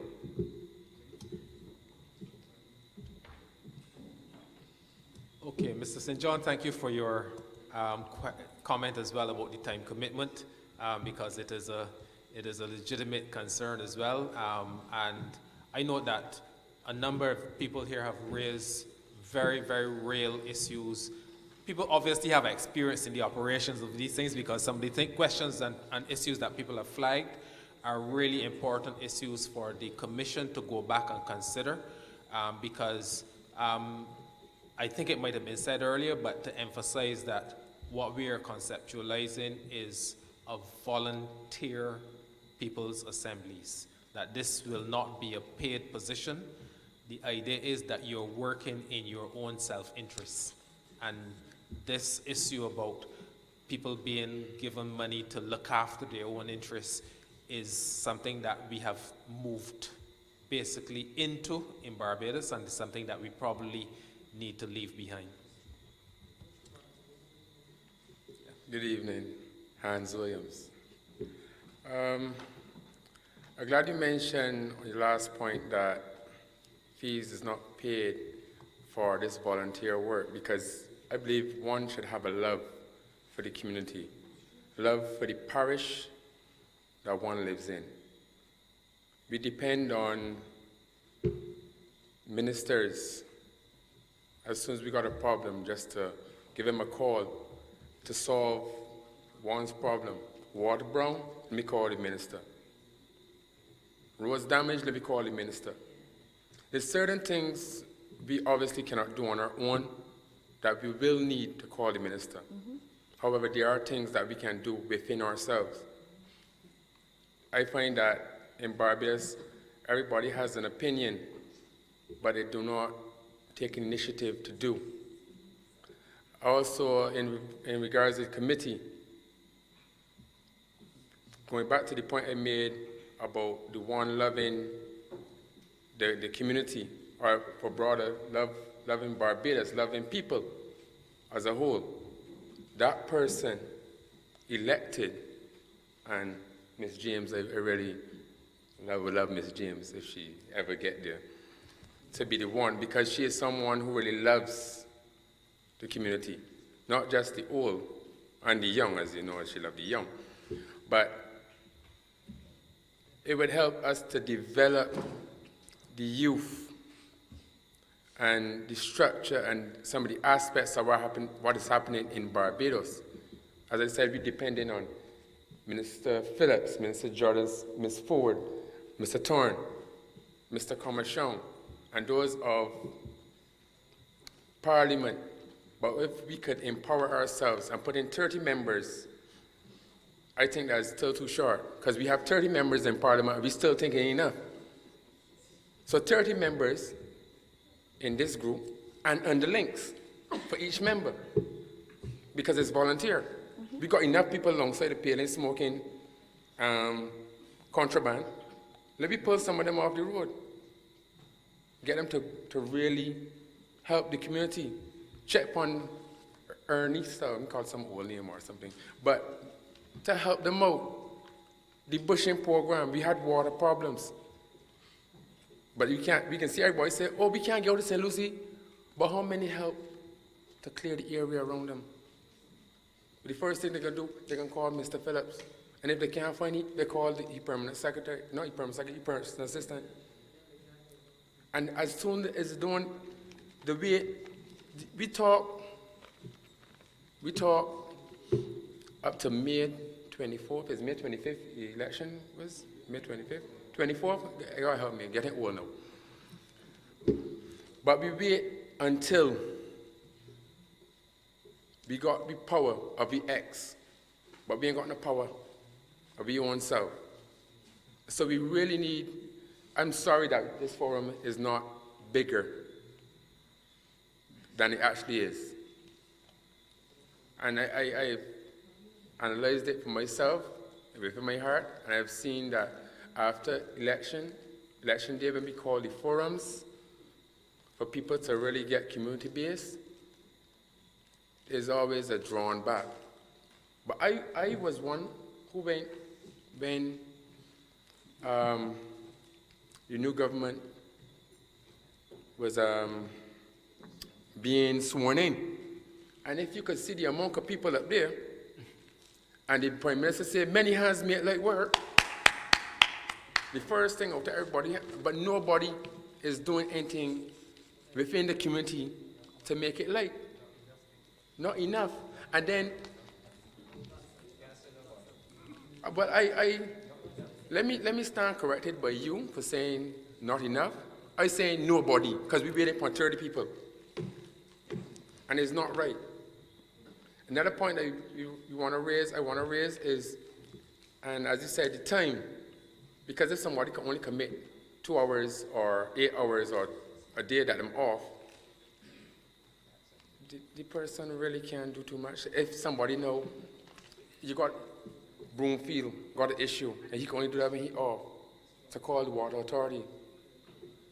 How about if he can only call water authority one day, what's going to happen on a situation of somebody in Clinkix, somebody up Coves Bay? So we need someone who would have adequate time. Don't just pick someone with the assessment of knowing the person will have time, they will put enough effort, and they will have enough love for the community, and as I said, Barbados on a whole. That is my personal assessment. Thank you. Thank you for your comments. I personally appreciate them a great deal because when you put forward things like this, you hear a lot of negativity. And the reality is, if you believe it won't work, it won't. When persons are ill, many times when they believe they will not get better, they don't. And even though believing in this working is not a guarantee for it to work, believing that it won't work is a guarantee for it to fail. So having the enthusiasm and the encouragement from persons to at least try is very encouraging to see that this will become a reality, because I personally am hoping that the community spirit will be something that is prevalent in Barbados and not just dependent on the religious community to have that volunteer spirit or particular volunteer groups such as Rotary, but for Barbadians in general to get back to that place where I can remember when I was young, where you could depend on your neighbors to help you. Sorry, you got me thinking I'm not young anymore. When I was younger, that you could depend on your neighbors to be there for you if your community had a problem. And I myself am a part of the society that has moved away from that, and I am looking forward to this assembly bringing us back to that place where we can have that community spirit built back in cooperation with government entities. Monique James again. I was to mention this earlier. You know, we said 20 persons and we're all 30 and 20 assemblies, 30 persons. 30 each. persons, all volunteers. But as I was sitting there having a little discussion with two friends, and this gentleman here talked to me, but he listening to me.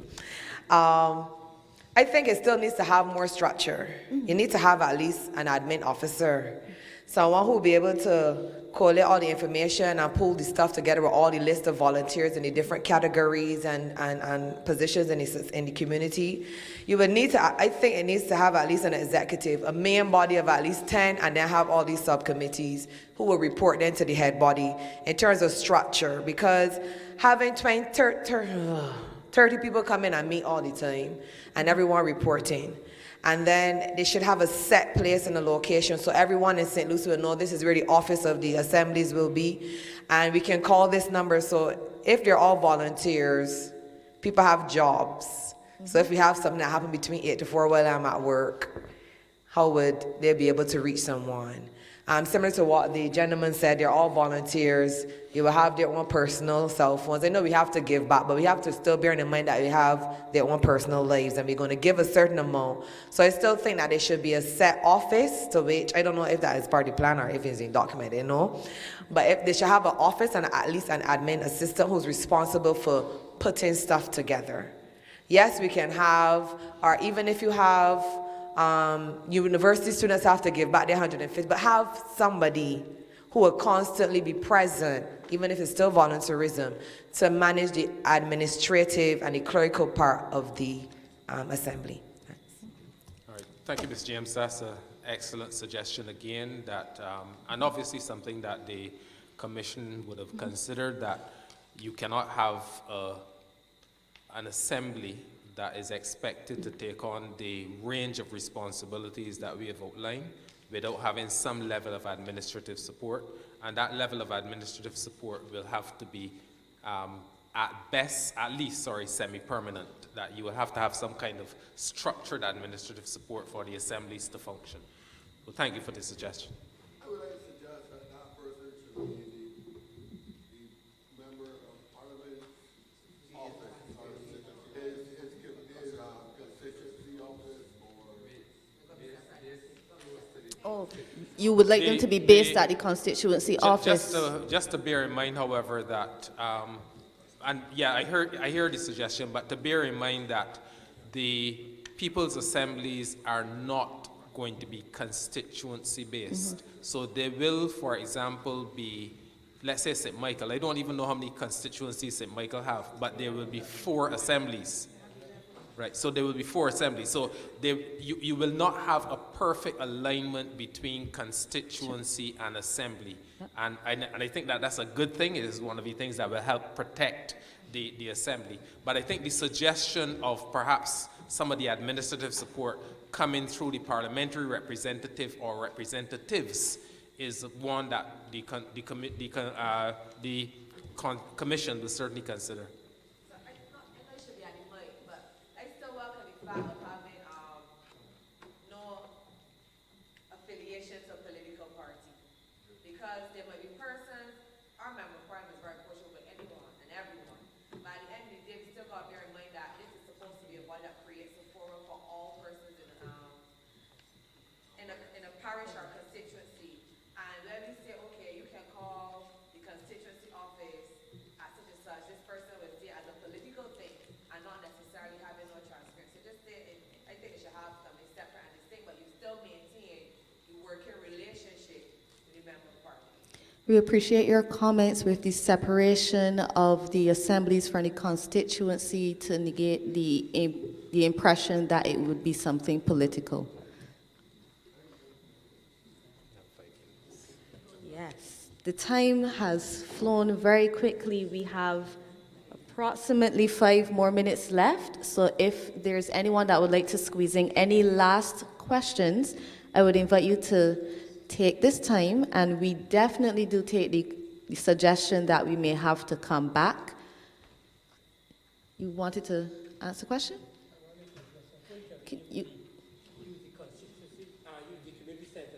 The community center.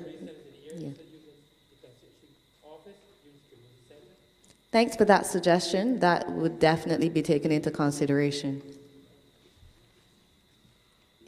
Is there anyone on my left, my right, my in front, no one behind, that would like to give any last comments?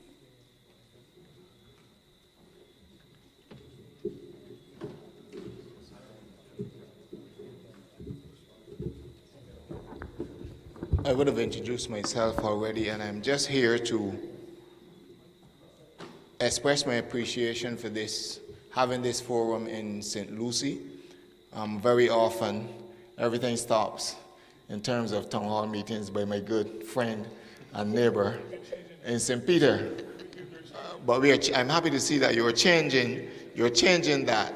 And this facility is a lovely facility, so we are inviting you to have a lot more of these sessions here. And I told my colleague Ralph, when he asked me if it was, he think it was a good, he was told that it's not the best location. I told him we had a People's Assembly here already. We had a People's Assembly right at this school pre-election when we did a series of People's Assemblies. One was held here. But more importantly, the question was put as to how a member of parliament would feel in terms of the relationship with the assembly. There must be a role, in my view, for the member of parliament. There must be balance as well, because as I mentioned to my colleague, Minister Jordan, if proposed by the assembly that you do X road or Y project and so on, and that is not necessarily what the political directorate would want or the MP would want in terms of priority, because there has to be priority. Maybe some persons would suggest, I think that this particular thing we should do at this point in time. But for the member of parliament, it is something different based on the fact that he or she may have more information or more knowledge in relation to that what is happening in the particular parish. You could get a situation where if it comes to and the member of parliament has a say and he says, no, I don't think this, then that creates issues issues with the assembly, because the assembly would then feel overpowered, overruled. Well, what is my role here? We say we should have this, and the MP says so and so, and if it happens once, you may get away with it. If it happens 2 or 3 times, then you have problems because the assembly then feels that it is now worth nothing because everything we propose, the MP shut it down. Those are considerations that we have to make, but I do believe that there must be some sort of relationship, and it must be a case where you work, there must be collaborative effort in the interest of the particular parish. And I can say in as long as I have the opportunity to be here, you know, what's best for St. Lucie is what's good enough for me. Thank you. Thank you for your comment. I'm speaking partially only because, no, not because I'm a tall man, but because Member of Parliament Philip spoke, and I tell my people in St. Peter that when I'm in St. Peter, I'm not a minister, I'm an MP. Now, I agree with Peter that the relationship, and I don't have a firm view as to what that relationship should look like. But I think as a democracy deepens, that we, politicians, those elected to represent constituencies, are going to have to face a reality that I know happens in the American system, where, for example, you can have a presidential candidate winning the popular vote and somebody who is opposed to him philosophically wins the same state's vote. Now, that can be a recipe for gridlock and deadlock. And we are going to have to use the examples that we see around us, developed countries, developing countries. As a matter of fact, sometimes we call them developed countries, but the fact that they have some of these issues mean that they're still developing. But some of these larger countries, we're going to have to look at what causes the challenges and try to work through the structure that we're going to create. That said, Prime Minister often says that the striving for perfection is, I think, a hindrance to development, or worse than effect. And I'm not saying that we should wait until we get a perfect solution, but we have to be mindful that we don't want to have a situation where there is war. Because war, we are trying to create a democratic construct, something to deepen democracy, deepen participation by ordinary people. And if the preoccupation is war, that is either the MP fighting against the People's Assembly or the People's Assembly fighting against the MP, then that which we had set out to establish will not materialize. And so we have to be very careful. I don't like things like veto powers. I think that is, in some cases, I don't know if I call the word right, but antithetical to, or in opposition to a deepening of democracy. We've seen it misused. UN Security Council is a classic example where right doing is sometimes overpowered by those who have the power and the might. I believe that in the discussion, that's the reason why I didn't really intend to say anything, because for me, this is a listening exercise. I believe that there is wisdom in the minds of the people. And I believe that in the process of these discussions, the structure, the shape, I heard somebody use the word, the shape and the structure is going to emerge as a result of all the discussions. I still believe in the dialectical method. One of those principles is the unity and struggle of opposites. And I believe that out of all this discussion, we will get that format. I support the separation from the political representative because, as Monique said, there are, and I had this with my parish organizing committee for the gathering 2020. I try not to hold meetings for the parish organizing committee at the constituency office because there are people who are on that committee who have asked to be on the committee. who I know did not vote for me, who may have actually voted against me. But my role, once I'm elected, is to represent the entire constituency. My branch, interested in Labour Party. I'm the representative for the entire constituency, and I believe that we have to separate the idea of the using community centers is a good one, and that may actually have the additional benefit of bringing activity back to community centers. We have community centers now that are lying dormant.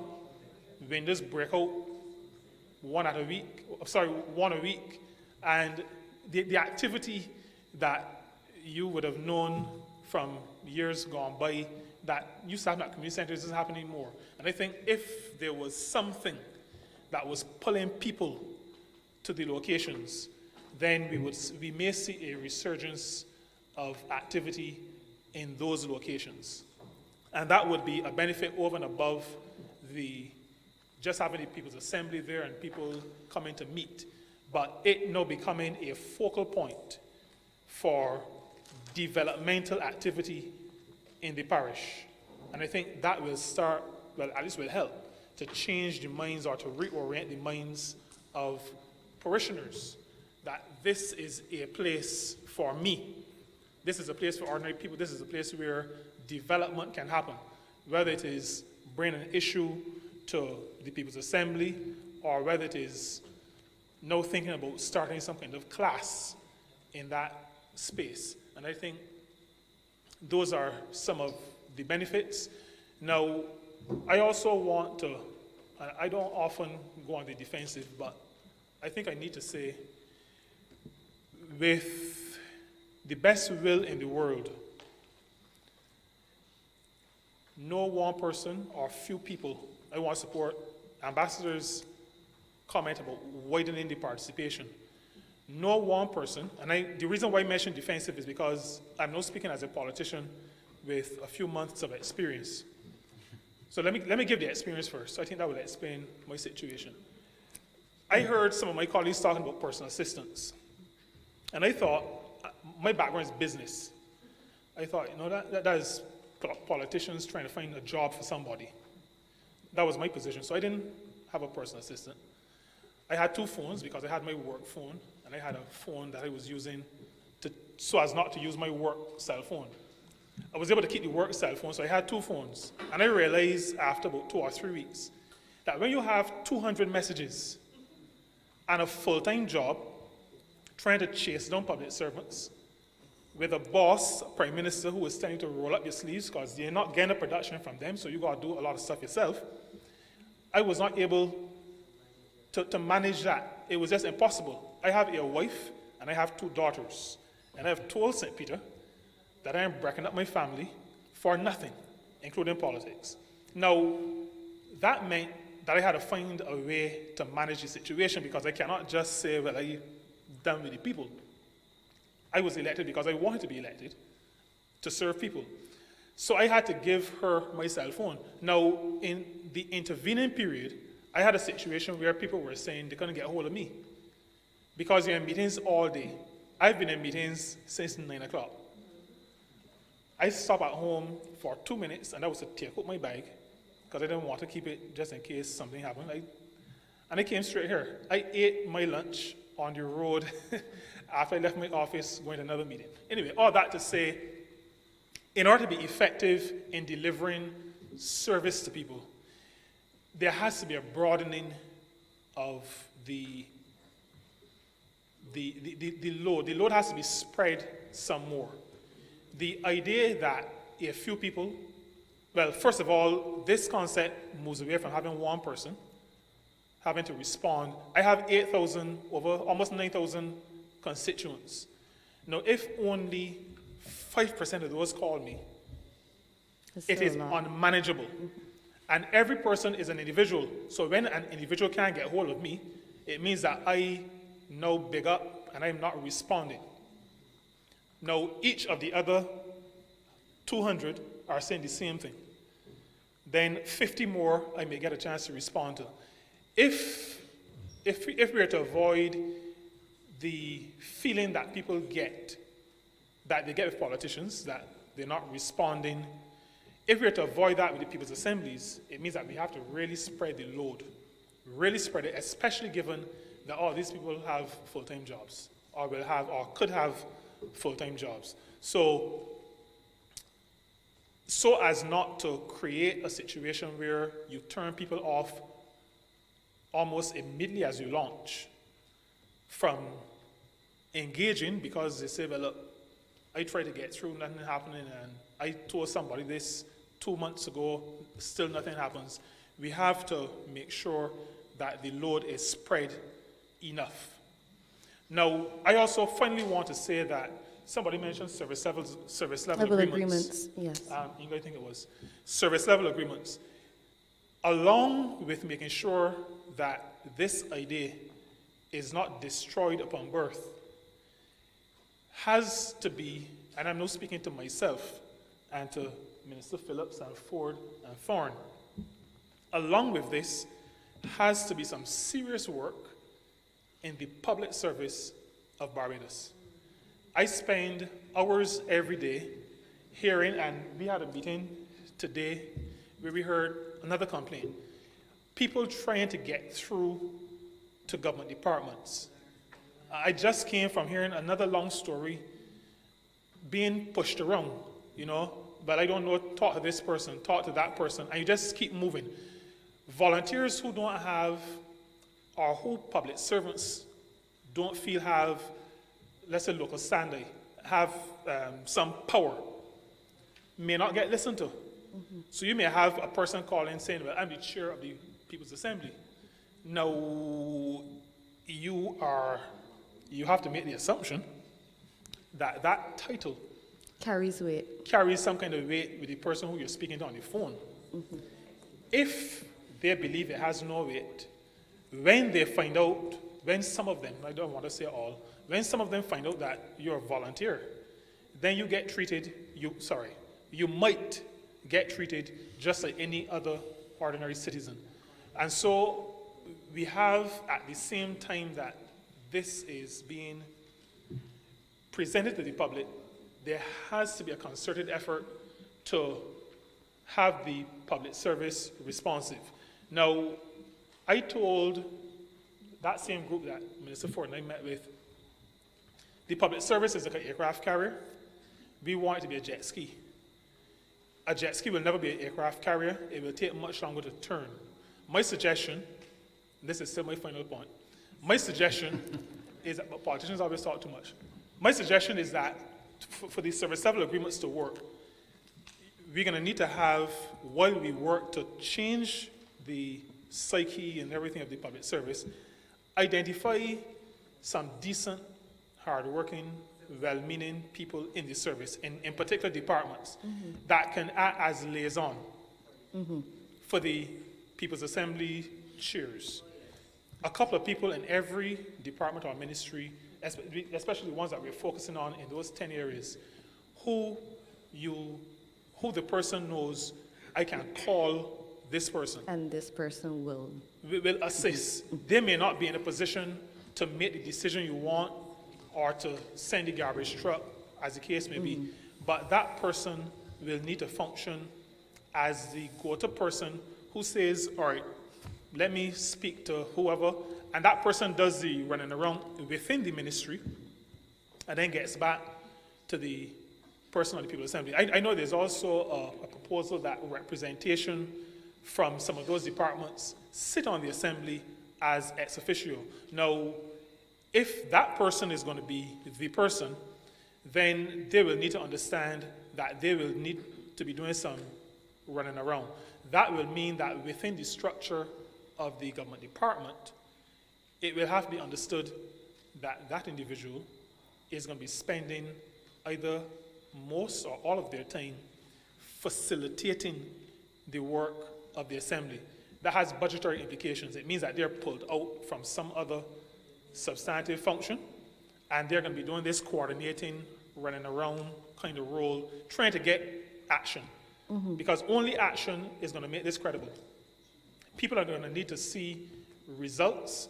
If there are no results, then we could as well just keep bombarding the MP, because we're going to get just the same low level of response is what some people may actually say. So I just thought I would add those observations and thoughts to the discussion. We appreciate your input, and I would like to say, based on the last comment that you would have made, that I hope you appreciate how much of an interest the minister would have in it working, so that he is not as bombarded as he usually is. I know. And in response to Phillips's comments in terms of the minister potentially having to veto decisions made by the people's assemblies, I would say, given the experience, my personal experience for 14 years working as an auditor, which is usually seen as an adversarial role, my results usually come from being cooperative with the persons and having a discussion as to how we can collaborate and to explain why something is the way that it is, and to find out what alternatives we can have to make sure that everybody gets what they need and understands what is happening. That has worked for me personally, and I know I've been accused of oversimplifying things, but I have run out of time to go any further into detail. I have promised to finish at 9, and I thank you all for being here, for the input that you would have given, and for staying past the promised 9 o'clock time. We do apologize for that, but we really wanted to make sure that everyone is heard, and we do believe that ministers are people too. So with that said, if I have any final comments from my colleagues from the commission. Thank you all for some really insightful comments and suggestions, and thank you for your participation tonight. A reminder that the next assembly is not next week, Wednesday, but the following Wednesday at the Princess Margaret School. Thank you.